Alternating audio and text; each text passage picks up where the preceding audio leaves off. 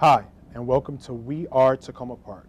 We Are Takoma Park is a show highlighting the different places, people, and things that make up our wonderful city. On today's show, we'll be talking about a nonprofit organization called Art for the People.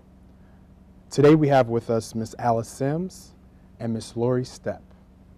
So let's jump right into it. Alice, what purged you to start Art for the People? Well, we started 10 years ago. I think my children had grown up. I had been working in a nursery school and it came to an end, and I love art. I've always been an artist. I wanted to be around artists and I wanted to bring art to other people, so that was the motivation. And Lori, when did you come on board? I think it was after 2001. And pretty much the same motivation of wanting to be around other artists, work with people who maybe don't consider themselves artists as well, doing community art. I think people really need that creative connection. Mm-hmm. And people said, you have to talk with Alice. So I did, and we've been working together now. It's 10 years, I think. So. Wow, that's pretty cool. And so let me ask you guys a couple questions, starting with Alice. At what age did you know you wanted to do art? When did you say, you know what? Oh, I wanted to do art since I was really little. I really think that art saved my life a million times. And when I was very young, my grandmother would save brown wrapping paper that the laundry came in, and because I wanted to draw big and I could make these big drawings. And one time the laundry paper was blue. Usually it's brown, butcher paper, but it was just, the surprise of art. It's always been important to me in doing it. I think it's been a constant. And Lori, at what age? I have a photo of myself at about age 3 at Christmas holding a ballerina doll, and the look in my eyes is pretty telling. It's like I found it. So I started actually with dance. Okay. And started drawing at about 12. And I think for me, that fluidity between the media continues. I don't really see a lot of need for division between painting or dancing or poetry. I did theater for a while, collaborative theater for a while, which includes everything. Okay. So it's words, it's music, it's imagery. I did theater with projection. And I find the internet's a similar thing. It's words, it's image, it can be sound. So I'm not sure what to call myself, because I do draw and I do paint, and it has saved my life many times. And so it's great to work with Alice, wanting to bring that to other people. But I think I've always had that creative impulse, be it writing or drawing or mosaic or new media or whatever. So you're like a multi-talented artist. Multi-interest, yeah. And in fact, people call it multimedia, people call it interdisciplinary. Mm-hmm. I think it's really postmodern. I think it's becoming more accepted, particularly as media converges and you have the same kids wanting to put words to their photography or make slideshows. New media lets you do that sort of thing. So. And Alice, you are the founder and director of Art for the People, as well as an artist and a teacher. Tell us about what actually gave you the drive to start Art for the People, or when did you start it, rather? Actually, there's a board member named Sherry Schultz who was my friend, and she's on my board now. I said I want to have an art organization, and she, I believe, came up with the name Art for the People, a true Takoma Park kind of name. And we just began. We sent out forms. I remember with the first form we sent out was like 15 pages long to be incorporated, and they said, we don't want all that, we want a page, or a paragraph, even that.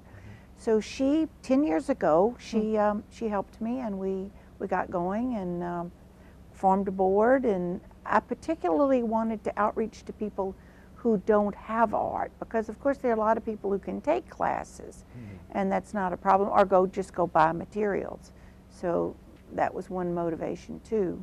And just piggybacking off of that, people that can't afford art, I think I was looking at your website and you do nonprofits and homeless shelters, women's shelters. Tell us a little bit about that. We've done several homeless shelters. Okay. We've been with Community Vision, which is a shelter part of Interfaith Works in Silver Spring, and we've brought art workshops there for years. We've also been to Stepping Stone Shelter. We've been to Betty Ann Cranky, which was for abused women and children, and we've worked in D.C. some at In Street Village. So they are people who don't usually have art in their programs, although some, are getting more art. We work with teens at risk at different schools, alternative schools. We've just begun a program at the Maryland Correctionals, the pre-release center. So we've worked with women there. We're going to work with other people there, but we work with senior citizens, people who would like to do art, but just like to be in a group. Okay. It's also important that they make a community together. They get to meet each other, and art is such a nice way to talk together. So more of like a self-expression and outlet, and even looking at some of these our organizations and lifestyles, you have homeless people and children with problems. It's kind of an outlet. It's like an escape, So do you think that the people that you help in the community, do you think it's really making a difference? Do you feel that you have a connection with them? Do they call you later? Do they come back? Or they thank you guys? Oh, with Community Vision, we've had several people that really love art. Their art is their life. There was a man named Alvin Thomas. He's got a lot of art ability. We decided to let him give him a scholarship to go to Montgomery College and let him take an art class. And we didn't know if he would really go, if he would like it.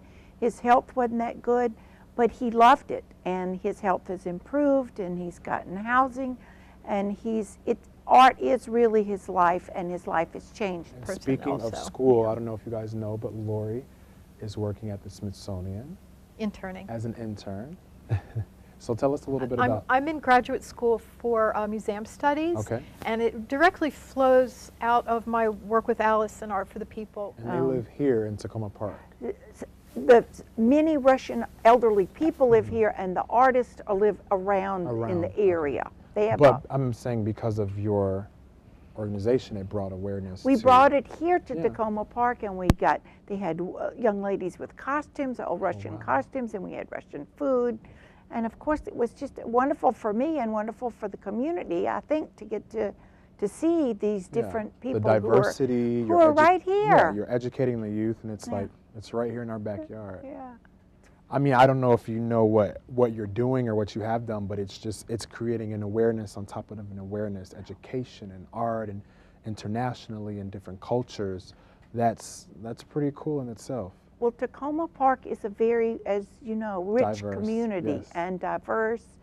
And if we're starting with this is a good way to start, because this is the ESOL kids from right here in our school, Piney Branch School, and they come from every corner of the world. I'm just sitting here thinking and taking all this in. So this organization is eco-friendly. They're building team building skills. They're providing jobs and opportunities for people. This is an exhibit at Kifa Cafe. The exhibits are where if people make a donation to Art for the People, whoever is exhibiting, and so far it's usually people from a homeless shelter, they get a gift certificate for the amount, that's donated.